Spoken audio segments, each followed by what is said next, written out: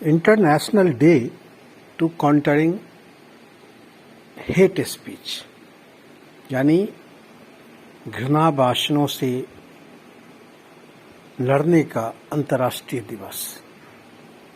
ये एक नया दिवस है, अंतर्राष्ट्रीय दिवस है जो पहली बार 18 जून यानी आज 19 जून है, सैटरडे को मनाया गया है दोस्तों। और इससे पहले इस international day for countering hate speech पे हम जाएं, इससे पहले हमें 15 मार्च का वो दिन भी याद रखना चाहिए जब अगले साल से हर साल एक और दिवस मनाया जाएगा जिसका नाम है international day to combat Islamophobia. यानी 15 मार्च को हर साल मनाया जाएगा इंटरनेशनल डे फॉर इस्लामोफोबिया, यानी इस्लामोफोबिया के नाम पर जो डर दिखाया जा रहा है इस्लाम के नाम पर, उस डर से काउंटर करने का दिवस।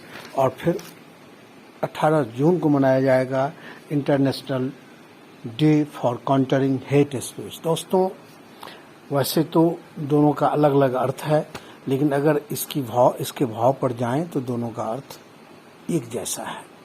यानी 15 मार्च को हम इस्लाम से जो लोगों को डराया जा रहा है उसके रूप में हम मनाएंगे, उसको खिलाफ मनाएंगे, और फिर हम हेट स्पीच मनाएंगे। और हेट स्पीच क्या है, किसके खिलाफ है, ये आप अच्छी तरह जानते हैं दोस्तों। सबसे पहले हम बात करते हैं, जैसा कि सबसे पहले हम बात करते हैं ये दूसरे 18 जून की जो कल बीता है।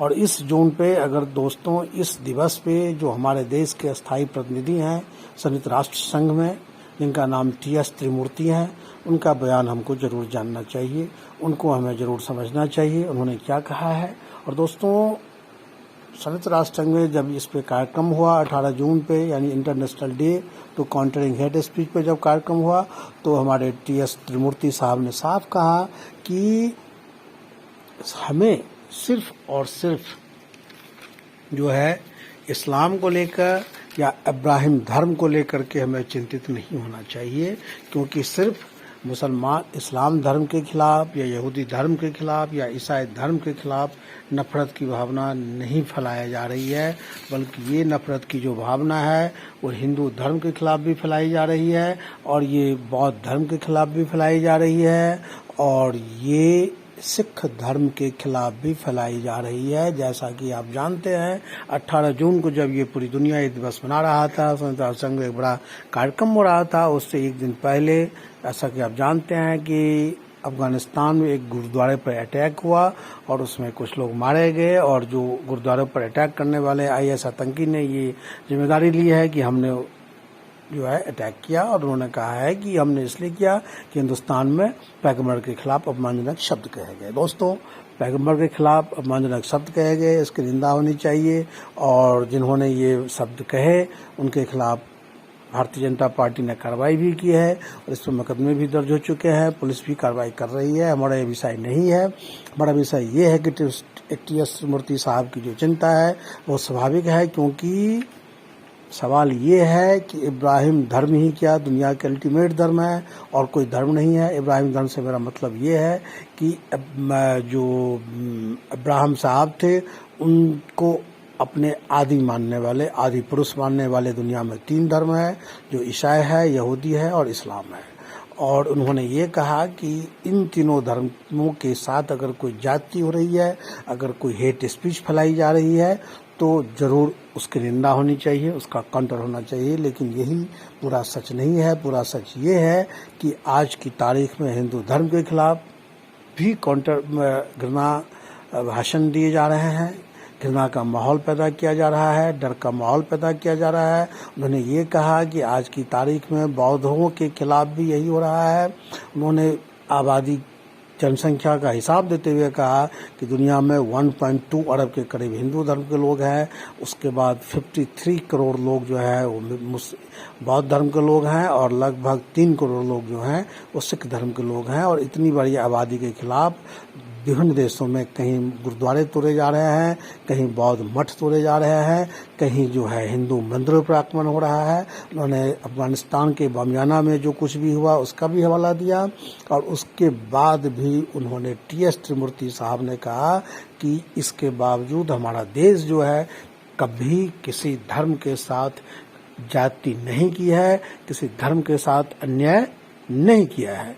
उन्होंने एग्जाम्पल दिया, उन्होंने कहा कि यहूदी धर्म जो अपने ही देश से दुत्कारे गए, और जब वो यहूदी धर्म के लोग हिंदुस्तान आए तो उनको यहाँ पूरा संरक्षण दिया गया, उनकी संस्कृति की, उनके धर्म की रक्षा की गई।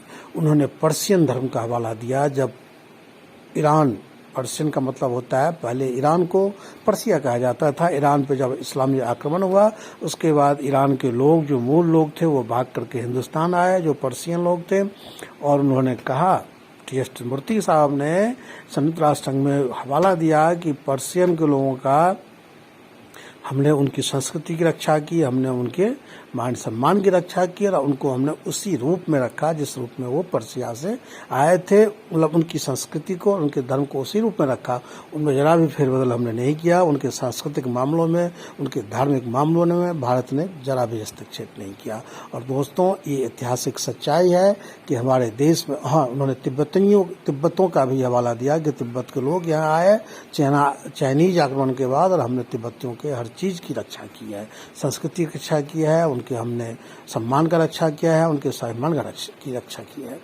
तो दोस्तों, उन्होंने इन तीनों हवालों से ये दिखाना चाहा कि भारत ने कभी किसी धर्म को और कभी भी हेट स्पीच को तरजीह नहीं दी। और सबसे पहले एक और बात जरूरी है समझना आपको कि वर्ष 2021 में 18 जुलाई को यूएनओ ने एक रिजोल्यूशन पास किया था। रिजोल्यूशन में ये कहा गया था कि पूरी दुनिया में जो विभिन्न धर्म के खिलाफ जो घृणा भाषण किए जा रहे हैं, हेट स्पीच दिए जा रहे हैं, उसको काउंटर करने के लिए हमें सभी धर्म के, सभी देश के और सभी सरकारों को हमें एक ऐसा मतलब प्रयास करना चाहिए जो कि ऐसी चीज़ों को लगाम लगाए।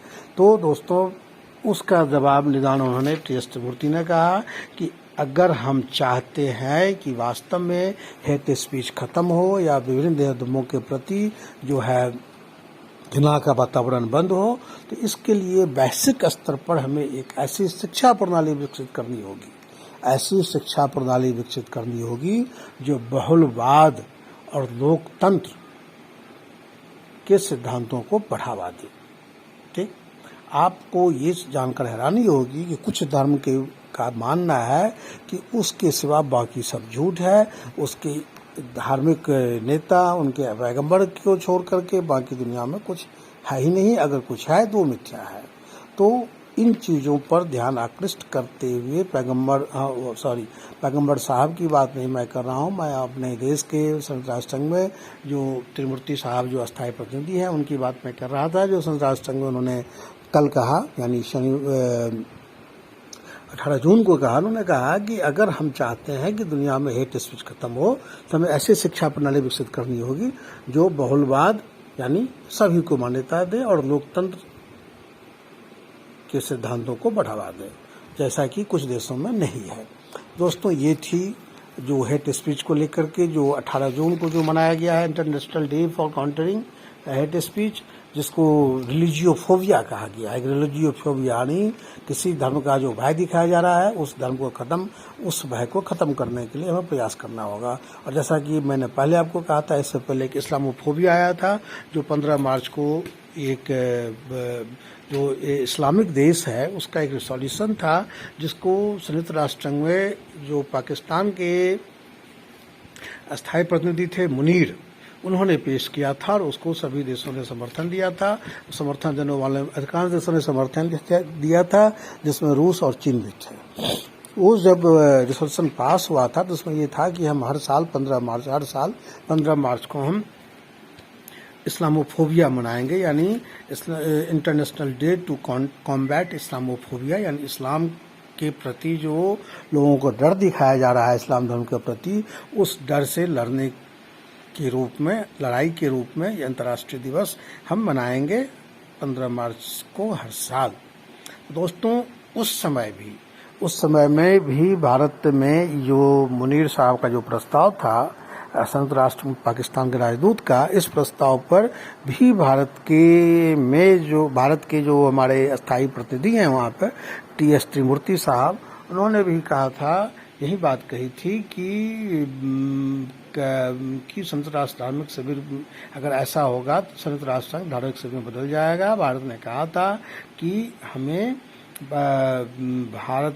कहा था कि भारत यहूदी, ईसाई और इस्राएल सभी धर्मों का हमेशा संरक्षण किया है, और हमें ऐसा लग रहा है कि इस्लामोफोबिया ही नहीं, दूसरे धर्म के खिलाफ भी जो डर दिखाया जा रहा है उससे हमें काउंटर किया जाना चाहिए। और उसमें इन्होंने हिंदुओं का भी नाम लिया था, बौद्धों का भी नाम लिया था और सिख का भी नाम लिया था। दोस्तों, कुल मिलाकर के कहानी ये है कि हमें काउंटर करने के लिए सिर्फ इस्लामीफोबिया का नहीं, हमें हिंदू और बौद्ध और दूसरे धर्म का भी ख्याल रखना चाहिए, उनकी भावनाओं का भी सम्मान करना चाहिए।